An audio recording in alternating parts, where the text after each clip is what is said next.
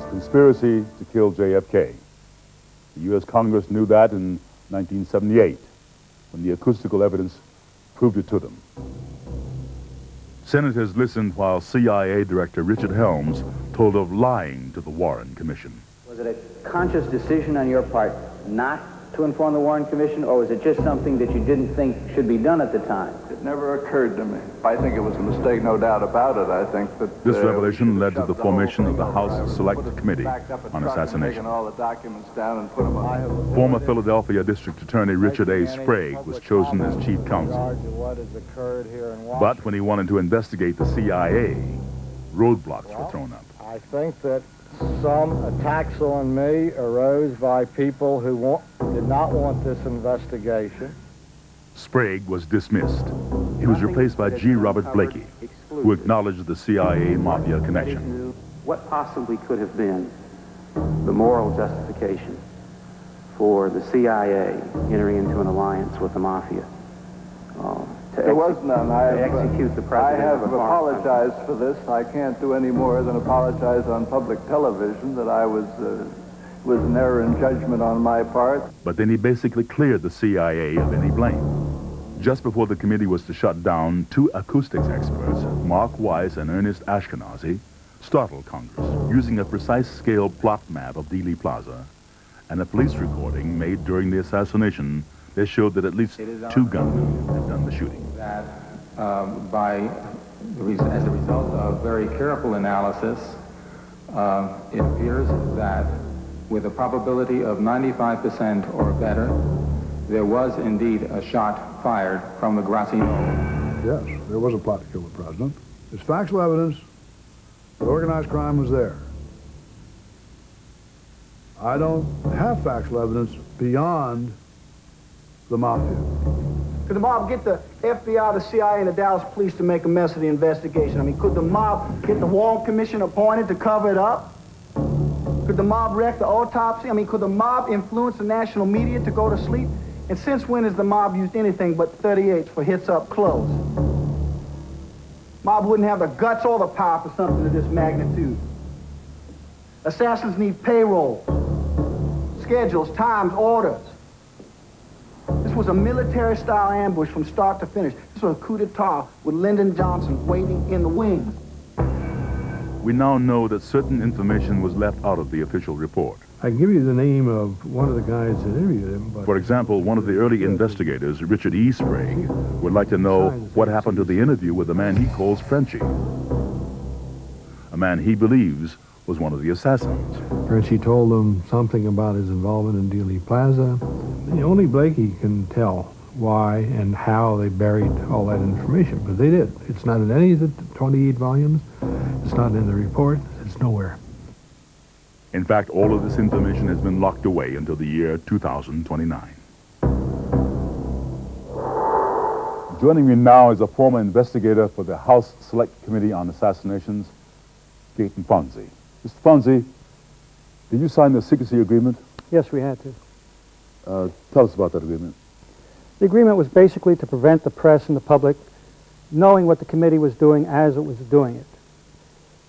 Well, why didn't other members of the staff speak up now? Well, it was the same way as it was with the Warren Commission. There were a lot of young, ambitious attorneys on the committee who saw the opportunity to use their work with the committee to enhance their resumes in the future. They were very interested in keeping their government jobs, as it were. Why did you come forward? Well, for a couple of reasons. First of all, I didn't give a damn about a government job. And secondly, I was outraged after the House Select Committee report came out that it was being treated as if it was the final word. And like the Warren Commission report, it was not at all the result of a full and complete investigation. You found the first evidence that indicated Oswald was connected to the CIA. How did you make that link? I came across a witness in Miami who was the leader of Alpha 66, one of the most violent and aggressive anti-Castro Cuban groups. It was the group, in fact, that attempted to embarrass Kennedy during the Cuban Missile Crisis when he was in delicate negotiations with Khrushchev. his name was, the leader of this group was named Antonio Viciana. Viciana told me that throughout the period that he formed the group, prior to forming the group, and throughout the period of from 1961 to 1973, he was directed by an American who was a strategic director of Alpha 66, the secret behind-the-scenes man. And in September of 1963, he used to meet with Bishop at various times and in various places. In September of 1963, he met with Bishop in, a man named Maurice Bishop was this fellow's name. He met with Bishop in Dallas, and he saw Bishop talking to a young man whom he later identified as Lee Harvey Oswald. Viciana did. How did you identify Maurice Bishop? We had a sketch drawn from Viciana's description. At the time, I was working for Senator Schweiker, who was on the Church Intelligence Committee. He had set up a Kennedy subcommittee on the assassination. And Senator Schweiker recognized the sketch as one of the CIA officials who had testified before the Church Committee. How do you feel the committee followed up its leads? It didn't. It didn't follow up the leads, especially in relation to the CIA. In case of the Maurice Bishop incident, it did nothing at all to confirm the fact that David Atlee Phillips was in fact Maurice Bishop. Well, it seems that the House Select Committee failed to follow up on its most promising and obvious lead, the CIA. But they did make an important contribution. They concluded that Kennedy had been killed by at least 2 gunmen as part of a conspiracy. And they brought the CIA mafia assassination plots out into the open. But 5 years earlier, no one knew these plots existed. It is the secret that ties the Kennedy assassination to Watergate. Lyndon Johnson and Earl Warren realized there was a conspiracy to kill Kennedy. I'm positive that Lyndon Johnson, during that week after Kennedy's death, realized how close those bullets came to him and what they meant. Johnson was only 2 cars behind Kennedy, and Colonel Prouty believes that fear is one of the reasons that Johnson and Warren, even J. Edgar Hoover, went along with the cover-up. I think all those men recognized right then that the power of the bullets was very strong. The truth frightened them too much to let it be revealed. Nixon was in Dallas at the moment the president was killed. He was there on business, nothing to do with the assassination. But years earlier, he had been vice president when S-Force was created. He may very well have realized that the group had been involved in the Kennedy assassination.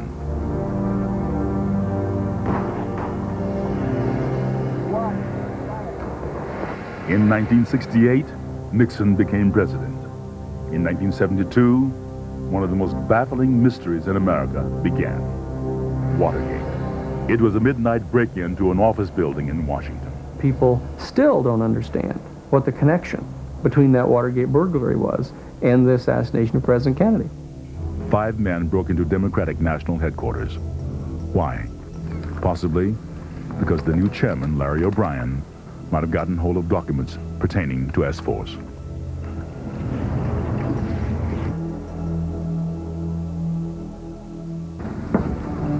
These were no second-rate burglars. Most of them had been involved in the early days of S-Force. E. Howard Hunt, Frank Sturgis, Bernard Barker, Virgilio Gonzalez, and Eugenio Rolando Martinez. These were high-level intelligence agents who went into Watergate. They needed to get into Larry O'Brien's safe. They knew what to look for. The security officer called the police, but the lookout for the burglars didn't realize that the 3 hippies he saw were actually undercover cops. What? We're going up.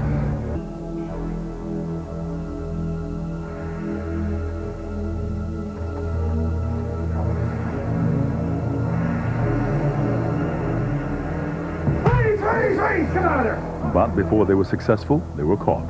Move it, move it! And their capture led to the first resignation of an American president. Mr. Sheehan, who were the actual burglars? The actual burglars, Rolando Martinez and Virgilio Gonzalez and Bernard Barker and the others, many of them were actual members of the ultra-secret S-Force. the political assassination group that had been set up back in 1960 when Richard Nixon had been vice president, and when Mr. Bissell and the others in the CIA had set up this ultra-secret group to assassinate Fidel Castro with the help of Howard Hughes and his lawyer, Robert Mayhew. Was Nixon one of the conspirators to kill Kennedy? No, it doesn't appear that that's true. It appears that what he did is he suspected that this group, that was this special group designed to assassinate heads of state, may well have done this, and since he had been vice president, when the group had been set up and the head of the 5412 committee, that it could lead back to him and generate a very bad image. Mr. Marchetti, what can we learn from the Watergate experience? Well, we can learn that you have to have much more tighter control over secret operations. The CIA cannot be the secret tool of the President of the United States. There has to be oversight, and not just from Congress, but from the American public. Mr. Sheehan, everybody wants to know, who is Deep Throat?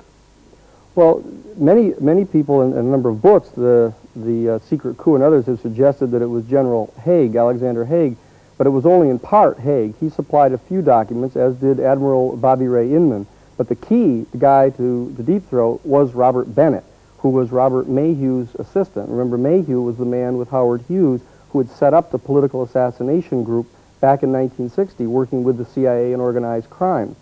That Robert Bennett is the man who delivered the documents to Bob Woodward. Well, Daniel Sheehan isn't the only person who's told us that Nixon's downfall was orchestrated. At first, the Watergate break-in posed no threat to Nixon. But that all changed. Nixon was building his own private intelligence agency, and I think this is why the other agencies, CIA and the FBI and maybe even the Pentagon, collaborated to bring Nixon down. Nixon threatened the CIA. Nixon fired the CIA director. Nixon threatened the status quo. Nixon had to go. Exactly 9 years earlier, Kennedy had followed the same course. Kennedy had threatened the CIA. Kennedy had fired the CIA director. Kennedy had threatened the status quo. Except then, they used the assassination squad.